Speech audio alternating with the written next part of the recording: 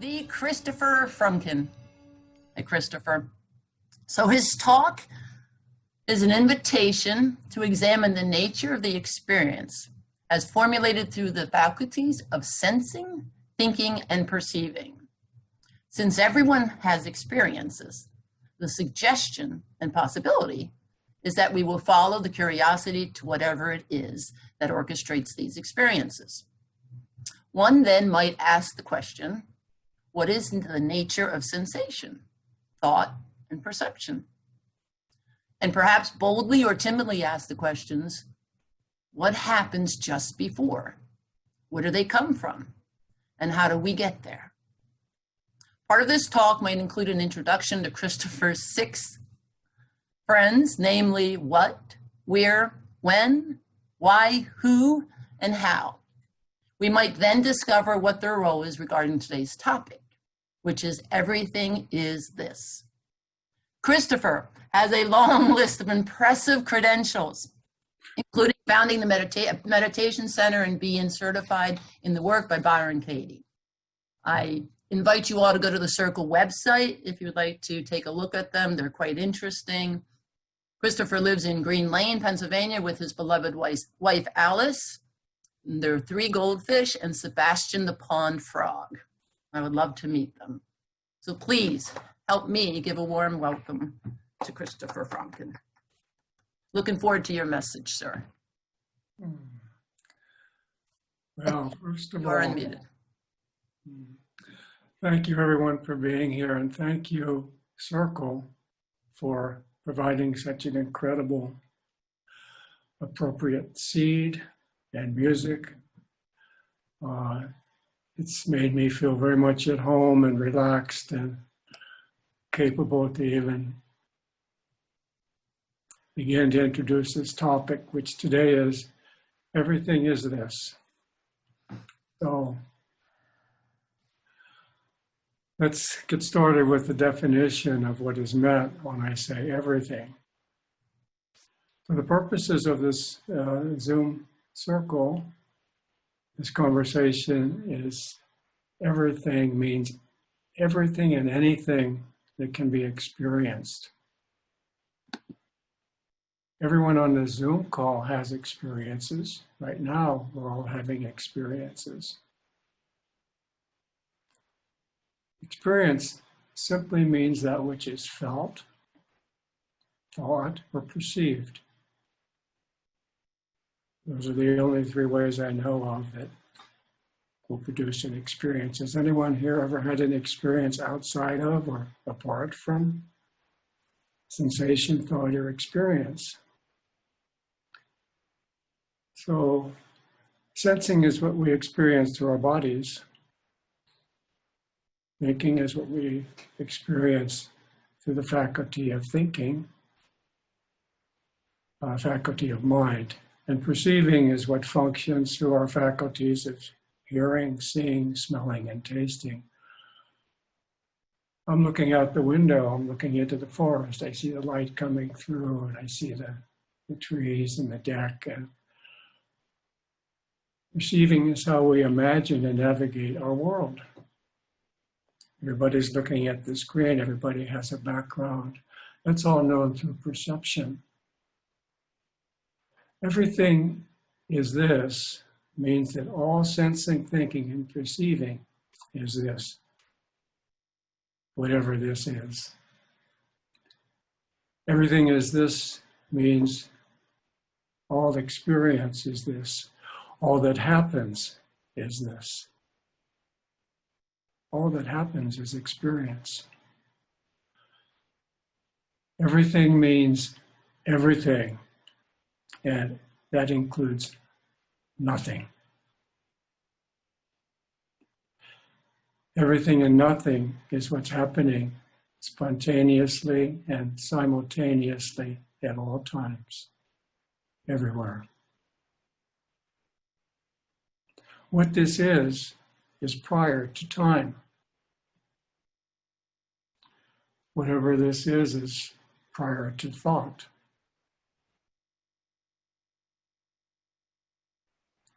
Whatever this is prior to naming. In these unprecedented times, this is unprecedented. This has never happened. This is always what's happening. This is always eternally the same, while simultaneously fresh, new, and pristine. This has no color, no shape, no dimension, and therefore no size. Nothing precedes this. This is absolute. No one knows what this is. This is not nameable. This cannot be conceptualized. Why? Because it is already everything. Which brings us to the nature of symbols. The suggestion is that all symbols are equal. That may sound bold, but let's examine the notion together. All symbols are equal. All colors are equal. All sounds are equal. All thoughts are equal. If all thoughts are equal, then all expressions are equal. Expressions appear in the form of music, dance, theater, art, mathematics, physics, literature, architecture, engineering, science, etc., etc. Music, music has its symbols, its arrangements, and its notes. Dance, planets and galaxies have their movements, choreographies, and orbits. Mathematics has its symbols, as does physics. Chemistry has its periodic chart of elements and its formulaic arrangements of atoms, molecules, compounds, and reactions. To say nothing of atomic weights and valences. In biology, there's DNA, and in physics, there's light, color, quarks, neutrinos. Whoa, continuing with examining the world of symbols. All cultures have their languages and dialects. All language is thought-based. All thoughts are representations. They are interpretations. Alphabets are composed of letters which are arranged into words to assign meanings to things. Names are arbitrary and subject to change. The suggestion here is that all naming is by definition outdated. Naming always comes after the fact. That is why all symbols are equal. All symbols borrow their existence from whatever this is. No naming is possible without this. This is like Greek theater. This needs a stage, a plot, a cast of characters, props, and an audience, and of course, a storyline. Theater also provides for the opinions and reviews of critics. The whole play, whether a comedy or tragedy, is orchestrated by this. The characters and storyline are composed of this and by this. All characters are written into the play. They are assigned their entrances, their exits.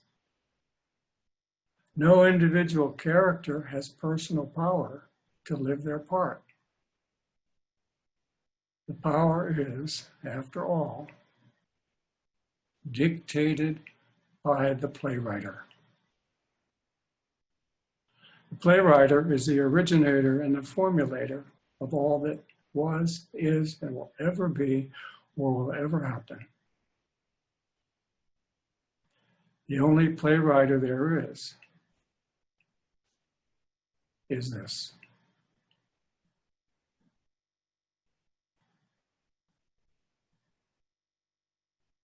This is absolute.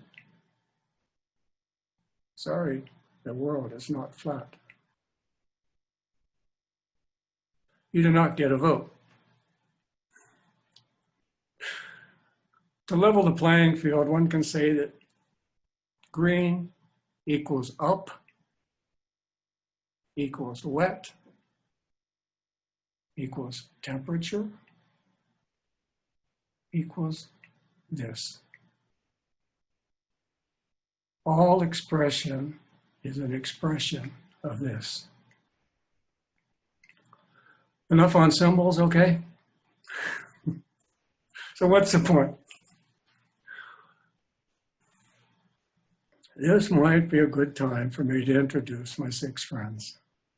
What do you say, Cindy? I think it's time. Namely, what, where, when, why, how, and who. Let's begin with what. What is a question? What is this? This is that which is always happening. What is also that which is not happening? This is always the answer to what. Now that we know what is, now that we know what's what, let's look at the question, where? Where is this? This is everywhere. This is also nowhere. You cannot find this. Where has no position other than this. And this is not positional. Well, let's try when. When is this? This is always now, here. When is always now. This is the answer to what, where, and when.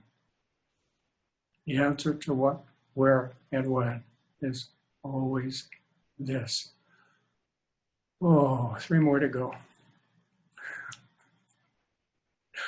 Why is a perfect question. This is a perfect answer. I don't know is also a perfect answer.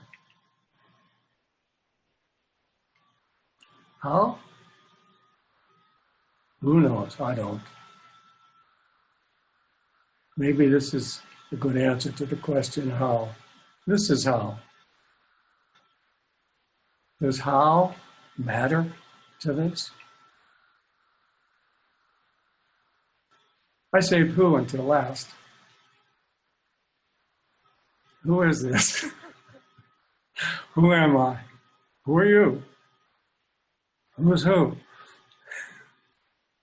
I don't know. Best I can do is maybe this, maybe not this, maybe both. Do you care? Today's topic, though, is everything is this, therefore I find no reason to make an exception of who, what, where, when, why, how, and who are all faces of this. Just equal textures and varietals of expression, orchestrated by this, the supreme authority of the play. The builder of the theater, the producer of the theater, the casting agent, the characters, the props, the comedy, and the tragedy, the audience, and the critical reviewers. What this is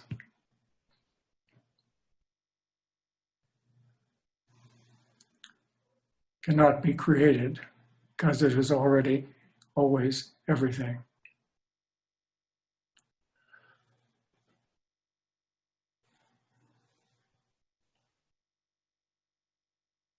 This does not expand. This does not grow. This does not evolve or improve. This does not vanish. This does not diminish or render a conclusion or an opinion even. This never gains or loses.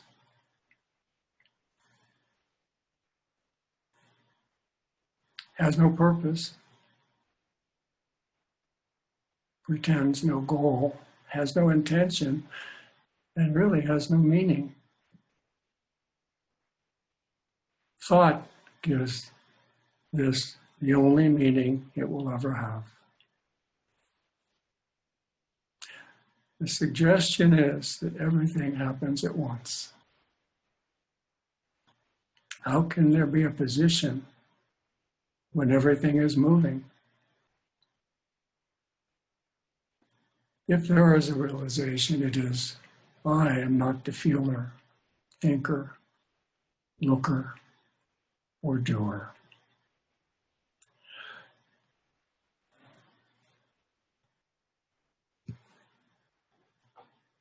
This is what is feeling. This is what is thinking. This is what is seeing and doing. These eyes don't see. This alone is seeing through the eyes. This alone is thinking all thoughts. This is not a thought. This cannot be thought. This is not a sensation. Cannot be felt. This is not a perception. Can never be perceived. This is simultaneously everything and nothing. How curious an arrangement. How frustrating, how elegant, how simple, how perfect. This is ease.